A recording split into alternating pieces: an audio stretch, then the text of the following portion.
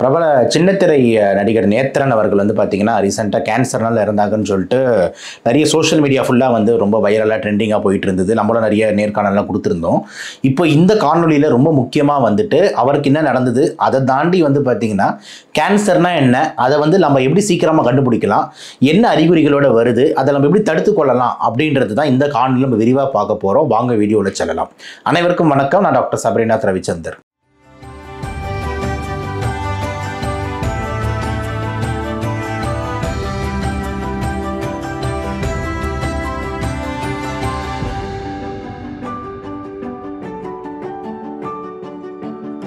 இப்போ கேன்சர்னா என்ன அப்படின்றது முதல்ல உங்களுக்கு புரியணும்.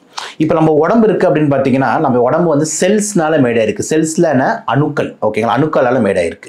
இந்த அணுக்கள் வந்து டிஃபரெண்ட்டாக ஃபார்ம் ஆக ஆரம்பிச்சதுன்னா அப்போ அது பேர் என்ன சொல்லுவோம், அப்நார்மல் அணுக்கள், அப்நார்மல் செல்ஸ். இந்த அப்நார்மல் செல்ஸ் தான் கேன்சர். ஸோ கேன்சர்ன்றது என்னன்னா நம்ம உடம்புக்கு சம்மந்தம் இல்லாமல் டிஃப்ரெண்ட்டான ஒரு செல் வந்து டிஃப்ரெண்ட்டான ஒரு அணு வந்து வளர்ந்துக்கிட்டே போகுது அப்படின்னா அதை நம்ம கேன்சர்னு சொல்கிறோம்.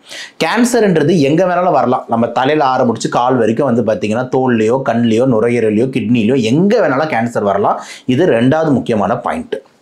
மூணாவது, இந்த கேன்சருக்கான காரணங்கள் என்னென்ன அப்படின்ற மாதிரி எடுத்துக்கிட்டோம்னா 3 விஷயமா நான் பிரிக்கிறேன். ஒன்று வந்து பார்த்தீங்கன்னா நம்மளோட சாப்பாடு, ரெண்டாவது விஷயம் வந்து பார்த்தீங்கன்னா நம்மளோட கெட்ட பழக்கங்கள், மூணாவது விஷயம் பார்த்தீங்கன்னா வந்துட்டு ஃபேமிலி, அதாவது ஜெனட்டிக்ஸ். இப்போ நம்மளோட சாப்பாடு அப்படின்ற மாதிரி எடுத்துக்கிட்டீங்க அப்படின்ற மாதிரி இருந்ததுன்னா நிறைய சாப்பாடு குறைபாடுகள், இந்த விட்டமின் சி இந்த மாதிரி சாப்பாடு குறைபாடுகள் வந்து முக்கியமான இதுவாக இருக்குது. ரெண்டாவது கெட்ட பழக்கங்கள் அப்படின்னு எடுத்துக்கிட்டோம்னா உங்களுக்கே தெரியும், சிகரெட் ஸ்மோக்கிங். நம்ம ஒரு தேட்டரில் போய் உட்காந்தாலும் என்ன போடுறான், ஸ்மோக்கிங் காசஸ் கேன்சர் அப்படின்றாங்க. ஸோ இந்த சிகரெட் ஸ்மோக்கிங்க்கும் கேன்சருக்கும் பயங்கரமான லிங்க் இருக்குது. ரெண்டாவது வந்து பார்த்தீங்கன்னா நம்மளோட இந்த பான் பராக்கு, புயலை இந்த மாதிரிலாம் போடுவாங்களா வாயில், இதுக்கும் கேன்சருக்கும் பயங்கரமான லிங்க் இருக்குது. அதே மாதிரி மது, ஆல்கஹால், இதுவும் வந்து பார்த்தீங்கன்னா வாய் மற்றும் இந்த புகை, இந்த குடல் பக்கத்தில் வந்து கேன்சர் உண்டாகிறதுக்கு நிறைய லிங்க் இருக்குது. ஸோ கெட்ட பழக்கங்கள் நம்ம ரெண்டாவது இடத்துல வைக்கிறோம். மூணாவது முக்கியமான காரணம் ஜெனட்டிக்ஸ், அதாவது காரணமே இல்லாமல் ஃபேமிலி ஹிஸ்ட்ரினாலே நம்மளுக்கு வந்து கேன்சர் வர முடியும். இதெல்லாம் கேன்சரோட நம்மளோட சொல்கிற மாதிரி காரணங்களாக வந்து அமையுது.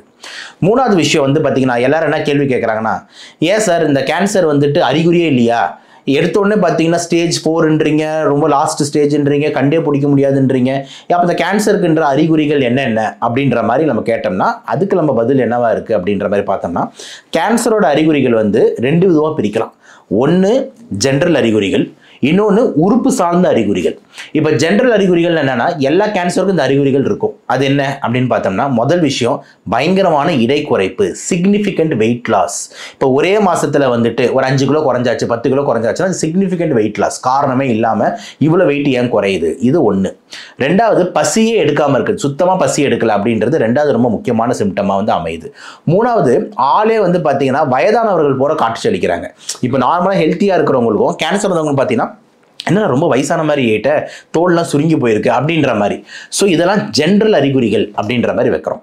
அடுத்து ஸ்பெசிஃபிக் உறுப்பு சார்ந்த அறிகுறிகள். இப்போ உறுப்பு சார்ந்த அறிகுறிகள் எடுத்தால் இப்போ எக்ஸாம்பிள் நுரையீரலில் ஒருத்தர் கேன்சர் இருக்குது அப்படின்ற மாதிரி இருந்தால் அவருக்கு என்ன இருக்கும், இரும்பல் வரும், இருமும் போது சளியில் ரத்தம் வரும், இந்த மாதிரி. இப்போ எக்ஸாம்பிள் லிவரில் கேன்சர் இருந்ததுன்னா அவங்களுக்கு மஞ்சக்காமல் வரும், யூரின் எல்லோவா போகும், அந்த மாதிரி. இப்போ தலையில் மூளையில் கேன்சர் இருந்ததுன்னா காக்கா வலிப்பு, மயக்க வர்றது, அதே மாதிரி வாந்தி ரொம்ப அதிகமாக வர்றது, பயங்கரமான தலைவலி, இந்த மாதிரி அறிகுறி எல்லாம் மூளை கேன்சரில் வரும். ஸோ இதுதான் உறுப்பு சார்ந்த அறிகுறிகள் அப்படின்ற மாதிரி நான் வந்து சொல்கிறேன். சரி, நெக்ஸ்ட் வந்து பார்த்தீங்கன்னா ஏன் சார் இந்த கேன்சரை வந்துட்டு நம்ம முன்னாடியே கண்டுபிடிக்க முடியாதா அப்படின்ற கேள்விக்கான பதில் என்னவா இருக்குன்னா, ஜென்ரலாக யோசிச்சுக்கோங்க மக்களே, கேன்சர் பொறுத்த வரைக்கும் இப்போ எக்ஸாம்பிள் ஒரு உதாரணம் எடுத்துப்போமே, நுரையீரல் கேன்சர் அப்படின்னு உதாரணம் எடுத்துப்போம். இப்போ நுரையீரலில் ஒருத்தவங்களுக்கு கேன்சர் வருது அப்படின்ற மாதிரி இருந்ததுன்னா ஸ்டார்டிங்கில் வந்து அது சின்னதாக இருக்கும் போது நுரையீரல் இவ்வளோ பெரிய உறுப்பு, ஆனால் அதில் ஒரு 1 சென்டிமீட்டர் சின்ன கட்டி வரும்போது எந்த அறிகுறியுமே இருக்காது. ஓகே, எந்த அறிகுறியுமே இருக்காது. அப்போது நம்மளுக்கு அறிகுறிகள் தெரிய ஆரம்பிக்கும் போதே பார்த்தீங்கன்னா நம்மளுக்கு வந்து ஸ்டேஜ் வந்து கொஞ்சம் அதிகமாகிடுது, ஸ்டேஜ் 3 ஸ்டேஜ் 4 அப்படின்ற மாதிரி ஆகிடுது. இதில் இன்னொரு முக்கியமான விஷயம் என்னென்னா, சில பேருக்கு அந்த இரும்பல் சளி இதெல்லாம் ஆரம்பிக்குது, ரத்தம் மாதிரி வருது அப்படின்னும் போது அப்போ கூட நிறைய பேர் உடனே போய் டாக்டரை போய் பார்க்கறதில்ல, நுரையீரல் டாக்டரை போய் பார்க்கறதில்ல. அப்போ என்ன பண்ணுறாங்க அப்படின்னு பார்த்தீங்கன்னா முதல்ல வந்து வீட்லேயே ஏதாவது கஷாயம் போட்டு சாப்பிடலாமா, பக்கத்தில் மெடிக்கல் ஷாப்பில் வாங்கி சாப்பிடலாமா அப்படின்ற மாதிரி டைமை கடத்துறாங்க. அங்கே ஒரு 2-3 மாதம் ஓடிடுது. ஆனால் இந்த 2-3 மாதம் தான் பார்த்தீங்கன்னா இந்த ஸ்டேஜ் 1லேருந்து இந்த ஸ்டேஜ் 4க்கு போகிறதுக்கான டைம் லிமிட்டாகவே இருக்குது. ஸோ ஸ்பீடாக கேன்சர் பரவுது. ஸோ கேன்சரோட ரொம்ப அழகான ரொம்ப இம்பார்ட்டண்ட்டான அதோட தோற்றம் என்ன, அதோட கேரக்டர் என்னன்னா ஸ்பீடாக வளரும். ஃபஸ்ட்டு ரொம்ப இம்பார்ட்டன்ட் பாயிண்ட், ரொம்ப ஸ்பீடாக வளரும். ரெண்டாவது ரொம்ப இம்பார்ட்டன்ட் பாயிண்ட் என்னென்னா, அது வளர்கிறதுக்கு மட்டும்தான் முக்கியத்துவம் கொடுக்கும். அப்போ அதுக்கு நம்மளோட உடம்புல இருக்கிற எல்லா சத்தும், நம்ம சாப்பிட்ற எல்லா பொருட்களோட சத்து எல்லாமே இந்த கேன்சர் எடுத்துக்கும். அப்போ அந்த கேன்சர் சைஸ் ஸ்பீடாக வளரும், ஆனால் நம்ம உடம்பு அப்படியே சுருங்கிக்கிட்டே போகும். இதுதான் ரொம்ப ரொம்ப முக்கியம். இன்னொரு முக்கியமான விஷயம், அந்த கேன்சரோட கேரக்டர் என்ன அப்படின்னு பார்த்தீங்கன்னா, அது குட்டி போட பார்க்கும். அதாவது பல கிளைகளை ஓப்பன் பண்ண பார்க்கும். அப்போ ஒரு இடத்துல வளர்ந்துக்கிட்டே போகுதுன்னா உடனே அங்கேருந்து ரத்தத்து வழியாக போயிட்டு, இப்போ நுரையீரலில் வளர்ந்துக்கிட்டே போகுதுன்னா டக்கு நுரையீரல் பக்கத்தில் ஹார்ட்டுக்கு போகிறது, கிட்னிக்கு போகிறது, பிரெயினுக்கு போகிறது, எலும்புக்கு போகிறது அப்படின்ட்டு வேற வேறு உறுப்புகளில் வந்து அதோட கேன்சரை பரக வைக்கும். இதுதான் முக்கியம். ஸோ இந்த கேன்சர்ன்றது வந்து பார்த்தீங்கன்னா ஸ்பீடாக பரவுதில்லை வேற வேறு உறுப்புக்கு. அப்படி வேற வேறு உறுப்புக்கு பரவிடுச்சுன்னா அது பேர் தான் ஸ்டேஜ் 4 கேன்சர். அப்போ ஸ்டேஜ் 4 கேன்சர்ன்றது என்ன, உறுப்பு சார்ந்து வேற வேறு உறுப்புக்கு பரவிடுச்சுன்னா ஸ்டேஜ் 4. அதே உறுப்பில் சின்ன சைஸில் இருந்துகிட்டு இருக்கு அப்படின்னா அது ஸ்டேஜ் 1. கொஞ்சம் சைஸ் பெருசாகிடுச்சு அப்படின்னா ஸ்டேஜ் 2. பக்கத்தில் நெறிக்கட்டிலாம் போயிடுச்சுன்னா ஸ்டேஜ் 3. ஆனால் வேற வேறு உறுப்புக்கு போயிடுச்சுன்னா ஸ்டேஜ் 4. அப்போ இந்த ஸ்டேஜ் 4 தான் பார்த்தீங்கன்னா நம்மளுக்கு லாஸ்ட் டேஞ்சர் ஸ்டேஜாக போய் அமையுது. அப்போ நிறைய பேஷண்ட் வந்து ஸ்டார்டிங்கே கண்டுக்காமல் விட்டுறதுனால ஸ்டேஜ் 4ல் தான் நம்மகிட்ட வராங்களே. அப்போ ஸ்டேஜ் 4ல் வரும்போது பார்த்தீங்கன்னா நம்மளால் அதை வந்து க்யூர் பண்ண முடியல அப்படின்றது வந்து ஆன்சராக இருக்குது. அப்போ எப்படி தான் சார் இது அறிகுறியும் ஸ்டார்டிங்கில் சில நேரத்தில் தெரியாதுன்றீங்க, சரி அறிகுறி தெரிஞ்சாலும் லேட் பண்ணிட்டேன்றீங்க, அப்போ என்ன தான் இதுக்கு வந்து இந்த கேன்சரை ப்ரிவென்ட் பண்ணுறதுக்கு வழி, அதுக்கு ஏதாவது ஒன்று சொல்லுங்களேன் அப்படின்ற மாதிரி இருந்தால் இங்கே தான் ஒரு முக்கியமான கான்செப்ட் வருது, ஸ்க்ரீனிங் அப்படின்ட்டு. இப்போ ஒன்றுமே இல்லை, நம்ம சென்னை பொறுத்த வரைக்கும், தமிழ்நாடு பொறுத்த வரைக்கும் கேன்சருக்கு ஒரு முக்கியமான இன்ஸ்டியூட் என்னென்னு பார்த்தீங்கன்னா நம்மளோட அடையார் கேன்சர் இன்ஸ்டியூட். எல்லாருக்கும் தெரியாத ஆளே கிடையாது. அடையார் கேன்சர் இன்ஸ்டியூட் தான் ரொம்ப ஃபேமஸ் புற்றுநோய்க்கு. இப்போ இந்த அடையார் கேன்சர் இன்ஸ்டியூட் பொறுத்த வரைக்கும் பார்த்தீங்கன்னா அவங்களோட அந்த கோட்டுப்புற ஜங்ஷன் அந்த சிக்னலில் நம்ம கிராஸ் பண்ணி போகும்போது ஒரு பெரிய ஃப்ளெக்ஸ் போர்டு வச்சுருப்போம். அந்த பெரிய ஃப்ளெக்ஸ் போர்டில் என்ன எழுதியிருப்பாங்கன்னு பார்த்தீங்கன்னா, don't fight cancer, don't fight with cancer, don't try to cure cancer அப்படின்னு. அதாவது என்னன்னா, கேன்சரோட சண்டை போட ட்ரை பண்ணாத, கேன்சரை வந்து சரியாக்கணும்னு ட்ரை பண்ணாத, ஆனால் ட்ரை டு ப்ரிவென்ட் கேன்சர் அப்படின்னு போட்டிருப்பான். அப்படின்னா என்னன்னா, கேன்சரை வரத்துக்கு முன்னே தடுக்க பாரு அப்படின்றது தான் அந்த தீமாவே போட்டிருப்பான். அதில் எவ்வளோ ஒரு பயங்கரமான அர்த்தம் இருக்குன்னு நம்ம புரிஞ்சுக்கணும். அப்போ கேன்சர் வந்ததுக்கு அப்புறம் அப்படின்ற ஒரு பெரிய சண்டை. ஆனால் கேன்சர் வர்றதுக்கு முன்னாடியே தடுக்கிறது அதுதான் வந்து ஸ்க்ரீனிங். அப்போ ஸ்க்ரீனிங்னா என்ன சார், அப்போ யார் ஸ்க்ரீன் பண்ணணும், எப்படி ஸ்க்ரீன் பண்ணணும் அப்படின்றது ரொம்ப ரொம்ப முக்கியம். சொல்கிறேன். இப்போ உங்களுக்கே தெரியும் உங்களோட கெட்ட பழக்கம். இப்போ எக்ஸாம்பிள் வந்து நான் கடந்த ஒரு 10-15 வருஷமாக சிகரெட் பிடிச்சிக்கிட்டு இருக்கேன், 10-15 வருஷமாக பான் பராக் போட்டுக்கிட்டு இருக்கேன், புகையில போட்டுக்கிட்டு இருக்கேன் அப்படின்னா கண்டிப்பாக உங்களுக்கு வந்து பார்த்தீங்கன்னா வந்து கேன்சர் வரதுக்கான வாய்ப்பு இருக்குது. அப்போ நீங்களே வாலண்டியராக போயிட்டு டாக்டரை போய் பார்த்துட்டு, சார் நான் இந்த மாதிரி சிகரெட் பிடிச்சிக்கிட்டு இருக்கேன், இப்போ எனக்கு வந்து கேன்சர் மாதிரி இருக்குமா அப்படின்ற மாதிரி ஸ்க்ரீன் பண்ணிக்கணும் அப்படின்னும் போது அந்த டாக்டர் வந்து உங்களுக்கு LDCT அப்படின்னு ஒன்று எடுத்து பார்ப்பாங்க. LDCT என்னன்னா low dose CT scan. So CT ஸ்கேன்லேயே கதிர்வீச்சு கம்மியானது தான் LDCT. அதை ஒரு வாட்டி ஸ்க்ரீன் பண்ணிட்டா உங்களோட டென்ஷனும் போயிடுச்சு. அப்புறம் நீங்கள் சிகரெட்டை நிறுத்திட்டீங்கன்னா பயப்படுறதுக்கு ஒன்றும் இல்லை. ஸோ இந்த ஸ்க்ரீனிங் தான் ரொம்ப முக்கியம். இதே மாதிரி வந்து ஒரு புற்றுநோய்க்கும் அந்த மாதிரி ஸ்க்ரீனிங் இருக்குது. இப்போ எக்ஸாம்பிள் பெண்கள் எடுத்தால் கர்ப்பப்பை புற்றுநோய், இந்த கர்ப்பப்பை புற்றுநோய், வாய் புற்றுநோய் பொறுத்த வரைக்கும் பார்த்தீங்கன்னா இந்த பேப் ஸ்மியர் ஒன்று எடுப்பாங்க. அதே மாதிரி இந்த மார்பக புற்றுநோய் அப்படின்ற மாதிரி இருந்ததுன்னா செல்ஃப் எக்ஸாமினேஷன், அல்ட்ராசவுண்ட், மேமோகிராஃபின்னு எடுப்பாங்க.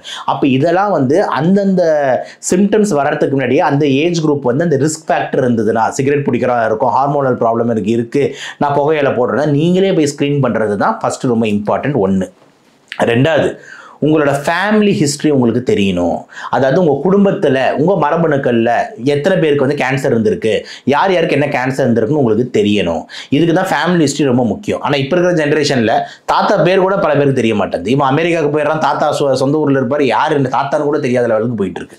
ஸோ இந்த இடத்துல பார்த்தீங்கன்னா நம்ம அப்பா யார், நம்ம தாத்தா யார், நம்மளோட பாட்டன் யார், நம்மளோட பூட்டன் யார் அப்படின்ற மாதிரி நம்மளோட ஃபேமிலி ஜென்ரேஷன் ட்ரீயை தெரிஞ்சு வச்சுக்கிறது ரொம்ப முக்கியம். ஸோ தட் நம்ம மரபணுக்களில் என்ன கேன்சர் பரவுது அப்படின்ற மாதிரி தெரிஞ்சா அதுக்கு ஏற்ற மாதிரி நம்ம அதோட ஸ்க்ரீனிங்கை நம்ம ஆரம்பிக்கலாம். சார் எங்கள் ஃபேமிலியில் இந்த மாதிரி அடினோகார்சினோமா ஆஃப் லங் பரவுது, இதுக்கு வந்து நம்ம செக் பண்ணணும்னு நினைக்கிறேன் அப்படின்னும் போது அதுதான் ஸ்க்ரீனிங். ஸோ இந்த ஸ்க்ரீனிங் தான் வந்து நான் வந்து சொல்கிறேன் முக்கியமான விஷயமா இருக்குது இந்த கேன்சர் ப்ரிவென்ஷனுக்கு. ஸோ ஸ்டேஜ் 1ல் அறிகுறியே இல்லைன்னும் போது கண்டிப்பாக கண்டுபிடிக்கிறது கஷ்டம் தான். அப்படின்னும் போது இந்த ஸ்க்ரீனிங்ன்றது ரொம்ப உதவியாக இருக்குன்றதுல மாற்று கருத்து இல்லை. ரெண்டாவது, கேன்சர் வரவங்க வந்து நல்லா இன்னொரு இம்பார்ட்டன்ட் பாயிண்ட் உடைக்கிறேன். கேன்சர் வரவங்க வந்து இறக்கிறது கேன்சர்னால கிடையவே கிடையாது. கிடையாது. என்ன சார் குழப்புறீங்க அப்படின்னு நினச்சிக்காதீங்க. உண்மை அதுதான். கேன்சர்ன்றது என்ன, ஒரு செல்லு பாட்டு வளர்ந்துக்கிட்டே போகுது. ஆனால் அந்த வளர்ந்துக்கிட்டே போகிறதுனால ஒருத்தர் இறக்க கிடையாது. எதனால் ஒருத்தவங்க இறக்குறாங்கன்னு பார்த்தீங்கன்னா, இந்த கேன்சர் அங்கே மட்டும் இல்லாமல் வேறு உறுப்பு போய் அட்டாக் பண்ணுதில்ல. இப்போ கிட்னியை காலி பண்ணுச்சுன்னா கிட்னி ஃபெயிலியர்னால இறந்துடுறான். லிவர் காலி பண்ணுச்சுன்னா லிவர் ஃபெயிலியர்னால இறந்துடுறாங்க. இப்போ மூளை காலி பண்ணிச்சா கோமாக்கு போய் இறந்துடுறாங்க. அப்போ அந்த கேன்சர் வந்து பார்த்தீங்கன்னா வேறு உறுப்புகளை அழிச்சு தான் நம்மளோட உயிரை எடுக்குதே தவிர டைரெக்டாக கேன்சர் வந்து ஒருத்தரை கொல்றது இல்லை. ஒருத்தவங்க கேன்சர் இருக்கிறவங்க ஒருத்தவங்க இறக்குறாங்கன்னா முக்கியமான காரணம் என்ன, மோஸ்ட் காமன் காஸ் என்ன அப்படின்ற மாதிரி கேட்டிங்கன்னா வேறு உறுப்பு போகிறதுனாலேன்னு கேட்டிங்கன்னா அதுவும் கிடையாது. அப்போ அதுக்கு என்ன சார் ஆன்சர்னு கேட்டிங்கன்னா, ஒரு கேன்சர் பேஷண்ட் இறக்கிறதுக்கு முக்கியமான காரணம் வந்து தொற்று நோய், அதாவது என்னென்னா இன்ஃபெக்ஷன். இப்போ நார்மலாக எனக்கு வந்து ஒரு சளி பிடிக்குதுங்க, எனக்கு சரியாயிடுது. ஆனால் அதே சளி அந்த இன்ஃபெக்ஷன் வந்து அந்த கேன்சர் பேஷண்ட்டுக்கு போச்சுன்னா ருத்ரதாண்டவாடி அவனுக்கு நிமோனியா வரைக்கும் கொண்டு போயிட்டு எப்படி கொரோனா நிறைய பேர் காலி பண்ணுச்சு அந்த மாதிரி கேன்சர் பேஷண்ட்டை காலி பண்ணும். இப்போ ஒரு வயிற்றுப்போக்கு எனக்கு ஒரு ஃபுட் பாய்சனிங் ஆயிடுச்சுன்னா ஒரு வாட்டி லூஸ் மோஷன் போகிறேன், அந்த கேன்சர் பேஷண்ட் 100 வாட்டி போய் பிபி கம்மியாகி ஆள் இறக்கிறதுக்கும் வாய்ப்பு இருக்குது. அப்போ இதுலேருந்து என்ன தெரியுதுன்னா, இன்ஃபெக்ஷன் வந்து கேன்சர் பேஷண்ட்டுக்குள்ள ஈஸியாக அதிகமாக குட்டி போட்டு அந்த ஆளையே காலி பண்ணும். அப்போ மோஸ்ட் காமனாக ஒரு கேன்சர் பேஷண்ட் இறக்கிறதுக்கு முக்கியமான காரணம் என்னமா இருக்குது, இன்ஃபெக்ஷன். அப்போது அந்த கேன்சர் பேஷண்ட்ஸ் வந்து தடுப்பூசிகளை போட வேண்டியது இருக்குது, ப்ரொடெக்ஷன் பார்த்துக்க வேண்டியது இருக்குது. ஸோ நான் என்ன சொல்கிறேன்னா, வந்ததுக்கப்புறம் இவ்வளோ கஷ்டப்படுறதை விட்டு இந்த ஸ்க்ரீனிங் என்ற ப்ராசஸை வந்து நம்ம ரொம்ப இம்பார்ட்டண்ட்டாக முதன்மைப்படணும். இப்போ நான் அந்த டாபிக் பேச ஆரம்பிச்சது எதுக்கு அப்படின்ற மாதிரி இருந்ததுன்னா, நம்ம பிரபல நடிகர் நேத்ரன் அவர்கள் வந்து பார்த்தீங்கன்னா இறந்ததுக்கு வந்து ஏகப்பட்ட பேர் அஞ்சலி செலுத்தினாங்க. நம்மளும் அந்த சார்பாக நம்ம கொடுக்குறோம். ஸோ இந்த நேத்ரன் சார் கேஸில் வந்து பார்த்தீங்கன்னா நம்மளுக்கு ஆக்சுவலாக வந்து எந்த கேன்சர் அப்படின்னு கிளியர் கட்டாக வந்து எந்த பிரச்சனையும் இல்லை, கேன்சர் மட்டும்தான் வந்தது, ப்ளஸ் லிவரும் சேர்த்து பாதிச்சிருக்கு அப்படின்ற மாதிரி வருது. ஸோ இதெல்லாமே வந்து பார்த்தீங்கன்னா இந்த ஸ்டேஜ் 4ல் வரக்கூடிய பிரச்சனைங்க, அதாவது ஸ்டேஜ் 4னா பரவி உடம்பு ஃபுல்லாக பரவுனதுனால வரக்கூடிய பிரச்சனைங்க. ஸோ நம்ம இந்த ஸ்க்ரீனிங் ப்ராசஸை முன்னாடியே ஆரம்பிச்சு அப்படி இந்த கெட்ட பழக்கம்லாம் நம்மளுக்கு இல்லாமல் இருந்ததுன்னா ரொம்ப முக்கியம். சரி சார், எனக்கு இப்போ கேன்சர் வரக்கூடாது, நான் என்னென்னலாம் பண்ணணும் அப்படின்றத லாஸ்ட் ஒரு நிமிஷத்தில் நம்ம பேசுவோம். ஏன்னா கேன்சர்ன்றது ரொம்ப பெரிய டாபிக். அதை வந்து ஒரு கிரன்ச்சாக ஒரு 10 நிமிஷத்தில் கொடுக்கணுன்றது முடிஞ்ச அளவுக்கு ட்ரை பண்ணிக்கிட்டு இருக்கேன். ஸோ அந்த லாஸ்ட்டாக வந்து இந்த கேன்சர் வரக்கூடாதுன்றதுக்கு நம்ம என்னென்ன பண்ணணும் அப்படின்றதுனா ரொம்ப முக்கியமான விஷயம். நான் சொன்னது இந்த கெட்ட பழக்கங்கள் கூடாது அப்படின்னு சொன்னல, அப்போ சிகரெட்டை ஸ்டாப் பண்ணுறது, பீடி ஸ்டாப் பண்ணுறது, புகையிலை ஸ்டாப் பண்ணுறது, இதெல்லாம் ஒரு சைடு. ரெண்டாவது விஷயம் வந்து பார்த்தீங்கன்னா நம்ம ஃபேமிலி ஹிஸ்ட்ரியை ஸ்க்ரீன் பண்ணி வச்சுக்கிறது, இது ரொம்ப இம்பார்ட்டன்ட். யார் யாருக்கெல்லாம் நம்ம ஃபேமிலி ஏதாவது ஜெனட்டிக் கேன்சர் இருக்கா, இது ரெண்டாவது முக்கியம். மூணாவது முக்கியம், இந்த தடுப்பூசிகள் especially HPV vaccine, human papilloma vaccine, இது எஸ்பெஷலி லேடிஸுங்களுக்கு ரொம்ப முக்கியமான பாயிண்ட். எல்லா லேடிஸும் இந்த ஹெச்பிவி வேக்சின் போட வேண்டிய தேவை இருக்குது. ஏன்னா இந்த கர்ப்பப்பை புற்றுநோய்னு சொல்லக்கூடிய செர்வைக்கல் கேன்சர் வந்து இந்த ஹெச்பிவி வைரஸ்னால தான் வருது. அப்போ ஹெச்பிவி 16-18 வர்றதை வந்து இந்த வேக்சினேஷன் வந்து தடுக்குதுன்னும் போது நீங்களாம் வந்து ஓஜி டாக்டரை பார்த்து இந்த வேக்சினேஷன் போடணுன்றது ரொம்ப இம்பார்ட்டண்டான பாயிண்ட்டாக வந்து இருக்குது. இதை தாண்டி ரொம்ப இம்பார்ட்டன்ட் வந்து நம்மளோட டயட்டுக்கும் கேன்சருக்கும் சம்மந்தம் இருக்கா, சாப்பாடுக்கும் கேன்சருக்கும் சம்மந்தம் இருக்கான்னு கேட்டிங்கன்னா கண்டிப்பாக நிறைய ரிசர்ச்சஸ் என்ன சொல்லுது அப்படின்னு பார்த்தீங்கன்னா, நம்ம உடம்புல ஃப்ரீ ரேடிக்கல்ஸ் ஸ்ட்ரெஸ் அதிகமாகுது, அந்த ஃப்ரீ ரேடிக்கல்ஸ் டேமேஜ் உண்டாக்கி கேன்சர் அதிகப்படுத்துது. அப்போ நம்மளோட உடம்புல வந்து அந்த அப்நார்மல் செல் ஆகக்கூடாதுன்னா நம்ம செல்லை நம்ம நல்லா நியூட்ரிஷனாக நல்லா பார்த்துக்கணும் போது ஆன்டி ஆக்சிடென்ட்ஸ் ரொம்ப முக்கியம். அப்போ ஆன்டி ஆக்சிடென்ட்ஸ் எங்கேருந்து கிடைக்குதுன்னு பார்த்தீங்கன்னா vitamin C and vitamin E anti accident.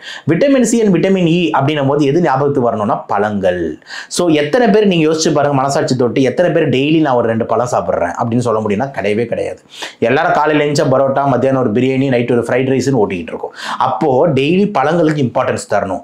சில பேர் கேள்வி கேட்குறாங்க, எந்த பழம் சார் சாப்பிட்றது, எது பெஸ்ட் ஃப்ரூட்டுன்னு சொல்லுங்கன்ட்டு. நான் இங்கே வந்து ஃப்ரூட் பிஸ்னஸ் பண்ணலாம் வரல. அதாவது இந்த டிராகன் ஃப்ரூட் சாப்பிடுங்க, டிராகன் ஃப்ரூட் 250 ரூபா. ஒருத்தர் போய் டிராகன் ஃப்ரூட் வாங்கி டெய்லி சாப்பிட முடியுமா? ஸோ இப்போ ஒரு நாள் ஒரு டிராகன் ஃப்ரூட் சாப்பிட்றான், ஆனால் இன்னொரு தாத்தா வந்து டெய்லி வாழைப்பழம் சாப்பிட்டுக்கிட்டு இருக்கு. யார் நல்லா இருப்பான்னு கேட்டிங்கன்னா டெய்லி வாழைப்பழம் சாப்பிட்றது தான் நல்லா இருப்பான். ஏன்னா அவன் டெய்லி சாப்பிட்றாரு, நீங்கள் வந்து பார்த்தீங்கன்னா ஒரு தடவை தான் சாப்பிட்ருக்கீங்க. ஸோ ரொம்ப முக்கியமான விஷயம், எந்த பழம் வேணால் சாப்பிடுங்க, வசதி வாய்ப்புக்கு ஏற்ற மாதிரி. நல்ல காசு இருக்கா ஆப்பிள் சாப்பிடுங்க, காசு கொஞ்சம் கம்மியாக இருக்கா சாத்துக்குடி சாப்பிடுங்க, இன்னும் கம்மியாக இருக்கா வாழைப்பழம் சாப்பிடுங்க, இன்னும் கம்மியாக இருக்கா நெல்லிக்காய் கூட சாப்பிடுங்க, பிரச்சனை இல்லை. ஆனால் பழங்களை உள்ளே கொண்டு போகிறத மறந்துடாதீங்க அப்படின்றது நம்மளோட முக்கியமான பாயிண்ட்டாக இருக்குது. ஸோ இந்த வீடியோவில் இந்த 10 நிமிஷத்தில் முடிஞ்ச அளவுக்கு கேன்சர்னா என்ன, எதனால் வருது, எப்படி நம்ம அதை தடுக்க முடியும், ஸ்க்ரீனிங்னா என்ன அப்படின்ட்டு தற்காப்பு சார்ந்து பல்வேறு விதமான பாயிண்ட்ஸை நான் வந்து கொடுத்துருக்கேன். இந்த வீடியோ கண்டிப்பாக வந்து ரொம்ப யூஸ்ஃபுல்லாக இருக்கும்னு நினைக்கிறேன். எல்லாருக்கும் தயவு செஞ்சு ஷேர் பண்ணுங்கள். ஸோ தட் கேன்சர் ப்ரிவென்ஷனுக்கு இது ஒரு முக்கியமான பிரேக் த்ரூவாக அமையும். நன்றி, வணக்கம்.